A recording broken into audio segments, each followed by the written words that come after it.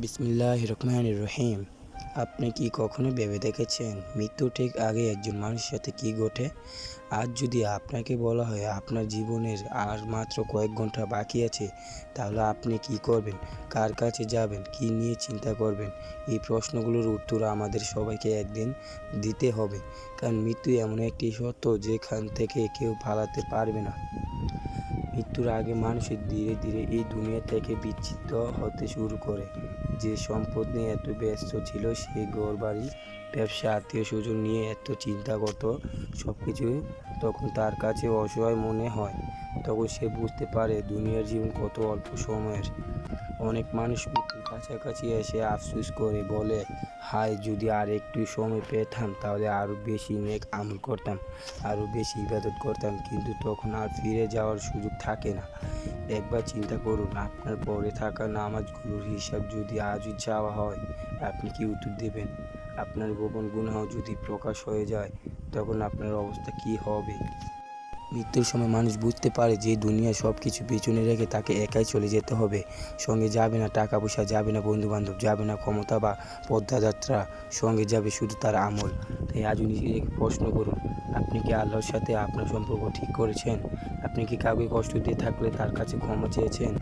আপনি কি এমন অবস্থায় আছেন যাতে আজই মৃত্যু এলে আল্লাহর সামনে দাঁড়াতে পারবেন? প্রিয় ভাই বোনেরা, মৃত্যু দূরের কোনো ঘটনা নয়। হয়তো আমরা যাকে আগামীকাল ভেবে বসে আছি, সে আগামীকাল আমাদের জন্য নাও আসতে পারে।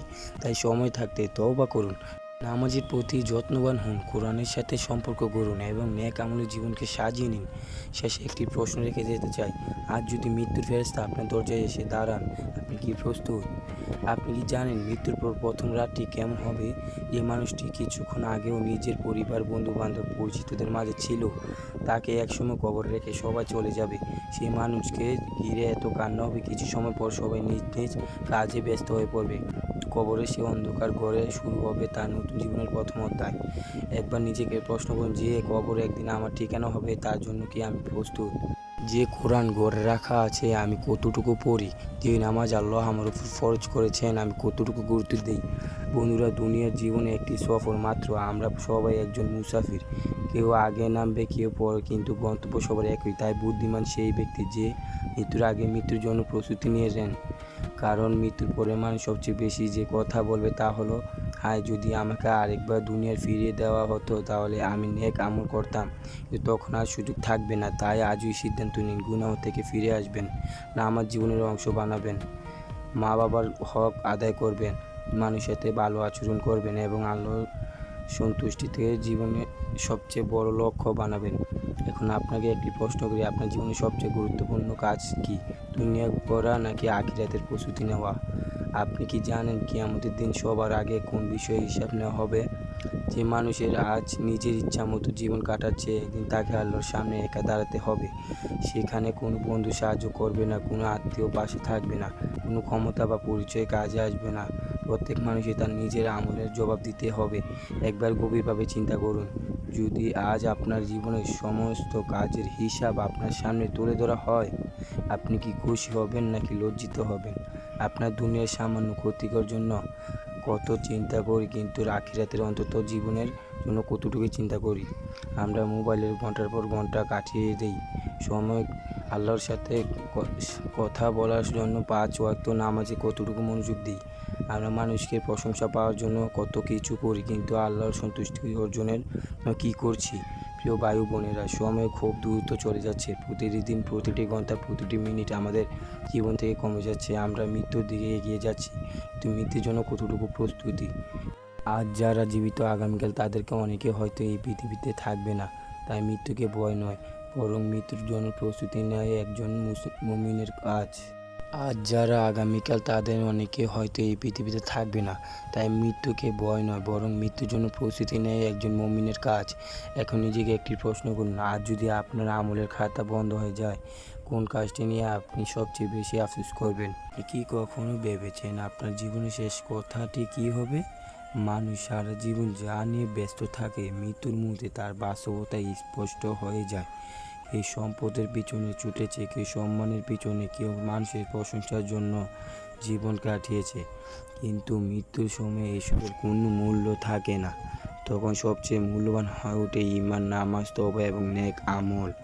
এবার নিজের হৃদয়কে প্রশ্ন করুন, আজ যদি আল্লাহ আপনাকে ডেকে নেন, আমি খালি হাতে চলে যাব নাকি কিছু নেক আমল সঙ্গে নিতে পারবো?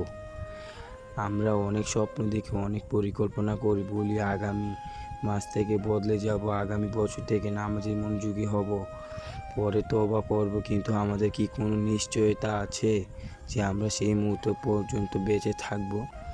কবরস্থানে শুয়ে থাকা মানুষগুলোর একদিন অনেক পরিকল্পনা ছিল, তারাও ভেবেছিল এখনও অনেক সময় আছে, কিন্তু মৃত্যু তাদের সেই সুযোগ দেয়নি। তাই আজকের দিনটাকে জীবনের সবচেয়ে গুরুত্বপূর্ণ দিন মনে করুন, কারণ গতকাল আর ফিরে আসবে না, আগামীকাল পাওয়ার কোনো গ্যারান্টি নেই। নিজের আবারও প্রশ্ন করুন যে আল্লাহ আমাকে এত নিয়ামত দিয়েছে, তার জন্য কী করেছি? যে রাসূল সাল্লাল্লাহু আলাইহি সাল্লামের উম্মতের জন্য কেঁদেছেন, আমি তার কতটুকু অনুসরণ করেছি? যে কোরআন আমার হেদায়েতের জন্য নাজিল হয়েছে, কতটুকু পড়েছি ও বুঝেছি? প্রিয় শ্রোতারা, মৃত্যুর আগে সবচেয়ে বড় সফলতা হলো এমন জীবন গড়া যার শেষ মুহূর্তে আফসোস কম থাকবে এবং আল্লাহর রহমতের আশা বেশি থাকবে। এখন আমি আপনাদের কাছে একটি শেষ প্রশ্ন রাখতে চাই। যদি আজ রাতে আপনার জীবনের শেষ পর্দা নেমে যায়, আল্লাহর সামনে দাঁড়িয়ে আপনি কি বলতে পারবেন? হে আল্লাহ, আমি আপনার সামর্থ্য অনুযায়ী আপনার অনুগত করার চেষ্টা করব। আপনি কি জানেন মৃত্যুর পর মানুষ সবচেয়ে বেশি কী চাইবে? সেদিন মানুষ ধন সম্পদ চাইবে না, বড় বাড়ি চাইবে না, সম্মান প্রতিপত্তি ও চাইবে না। সে শুধু একটি সুযোগ চাইবে, আরেকবার পৃথিবীতে ফিরে যাওয়ার সুযোগ, যাতে সে দুরাকাত নামাজ পড়তে পারে, একটি সৎ কাজ করতে পারে, একটি গুনাহ থেকে বেঁচে থাকতে পারে। কিন্তু তখন তাকে বলা হবে, দুনিয়ার জীবনের সময় শেষ হয়ে গেছে, এখন আর আমলের সুযোগ নেই, এখন শুধু ফলাফলের অপেক্ষা। একবার নিজেকে প্রশ্ন করুন, যে সুযোগের জন্য মৃত্যুর পর মানুষ আকুল হয়ে কাঁদবে, সেই সুযোগ কি আমি আজ নষ্ট করছি না? আমরা অনেক সময় ভাবি এখনও তো বয়স আছে, পরে নামাজ পড়ব, পরে তওবা করব, পরে ভালো মানুষ হব, কিন্তু মৃত্যু কখনো বয়স দেখে না। কত যুবক আজ কবরের বাসিন্দা, কত মানুষ সকালে ঘর থেকে বের হয়েছে কিন্তু আর ফিরে আসেনি। তাই বুদ্ধিমান সেই ব্যক্তি যে আজকের দিনটাকে শেষ দিন মনে করে আল্লাহর দিকে ফিরে আসে। ভাবুন তো, আজ যদি আপনার মোবাইল, টাকা, ব্যবসা সব কিছু হারিয়ে যায়, আপনি কষ্ট পাবেন, কিন্তু যদি আপনার ঈমান দুর্বল হয়ে যায়, আপনার নামাজ ছুটে যায়, তখন কি আপনি এইভাবে কষ্ট পান? এই প্রশ্নের উত্তরই বলে দেয় আমাদের হৃদয়ের আসনে সবচেয়ে বেশি গুরুত্ব কার। প্রিয় শ্রোতারা, দুনিয়ার জীবনে খুবই সংক্ষিপ্ত। আমরা সবাই একটি সফরে আছি, কেউ আগে নামবে, কেউ পরে, কিন্তু সবাইকে নামতেই হবে। তাই আজ থেকে সিদ্ধান্ত নিন, আল্লাহর সাথে সম্পর্ক মজবুত করবেন, 5 ওয়াক্ত নামাজের জীবনের প্রথম অগ্রাধিকার বানাবেন, মা বাবার সন্তুষ্টি অর্জন করবেন, মানুষের হক আদায় করবেন এবং প্রতিদিন নিজেকে জিজ্ঞেস করবেন, যদি আজই আমরা জীবনের শেষ দিন হয়, আমি আমার রবের সাক্ষাতের জন্য প্রস্তুত। আপনি কি জানেন মৃত্যুর সবচেয়ে বড় শিক্ষা কি? মৃত্যু আমাদের শেখায় এই পৃথিবীতে আমরা কেউ স্থায়ী নয়। আজ যে মানুষটি নিজের শক্তি, সৌন্দর্য, সম্পদ বা পদমর্যাদা নিয়ে গর্ব করছে, কাল হয়তো তার নামটুকু মানুষ ভুলে যাবে, কিন্তু তার আমল কখনো হারিয়ে যাবে না। প্রতিটি ভালো কাজ এবং প্রতিটি খারাপ কাজ আল্লাহর কাছে সংগৃহীত রয়েছে। এবার নিজেকে প্রশ্ন করুন, মানুষ আমাকে কি নামে মনে রাখবে? একজন নেককার মানুষ হিসেবে, নাকি এমন একজন হিসেবে যে শুধু দুনিয়ার পিছনে ছুটেছে? আমরা প্রায় ভবিষ্যতের চিন্তায় এত ব্যস্ত হয়ে পড়ি যে মৃত্যুর কথা ভুলে যাই, অথচ মৃত্যু আমাদের সবচেয়ে কাছের বাস্তবতা। সে কোনো খবর দিয়ে আসে না, কোনো অনুমতি নেয় না, কোনো সময় নির্ধারণ করে আসে না। আজ আপনি এই কথাগুলো শুনছেন, এটি আল্লাহর পক্ষ থেকে আপনার জন্য একটি সুযোগ হতে পারে। হয়তো আল্লাহ আপনাকে স্মরণ করিয়ে দিতে চান যে এখন সময় আছে, এখন ফিরে আসার দরজা খোলা আছে, এখনও তওবা কবুল হওয়ার সুযোগ আছে। তাই নিজেকে জিজ্ঞেস করুন, যদি আজ আল্লাহ আমাকে জিজ্ঞেস করেন, আমি তোমাকে দিয়েছিলাম, তুমি তো কোথাও ব্যয় করছ, আমার উত্তর কী হবে? বন্ধুরা, দুনিয়ার জীবনে একদিন শেষ হবেই, কিন্তু আখিরাতের জীবন কখন শেষ হবে না। তাই সেই জীবনের জন্য প্রস্তুতি নেওয়া উচিত আমাদের সবচেয়ে বড় লক্ষ্য। এখন আমি আপনাদের সামনে আরেকটি প্রশ্ন রেখে যেতে চাই। আজ যদি আপনার আমলের খাতা বন্ধ হয়ে যায়, কোন কাজটি আপনার জন্য আলো হয়ে দাঁড়াবে আর কোন কাজটি আপনার আফসোসের কারণ হবে? অবশ্যই কমেন্ট করে জানাবেন এবং পরবর্তী ভিডিওগুলোতে আরও স্পষ্টভাবে কথা বলতে চাই এবং একটা ভিডিও নিয়ে আসবো এবং পুরো ভিডিও নিয়ে আসবো। আমাদের চ্যানেলটাকে সাবস্ক্রাইব করে রাখুন এবং আমাদের সাথেই থাকুন। পরবর্তী ভিডিওর জন্য অপেক্ষা করুন। ইনশাআল্লাহ খুব দ্রুত ভিডিও চলে আসবে এবং স্পষ্টভাবে কথা বলো। আমাদেরকে কমেন্ট ও লাইক সাবস্ক্রাইব করে রাখুন ইনশাআল্লাহ।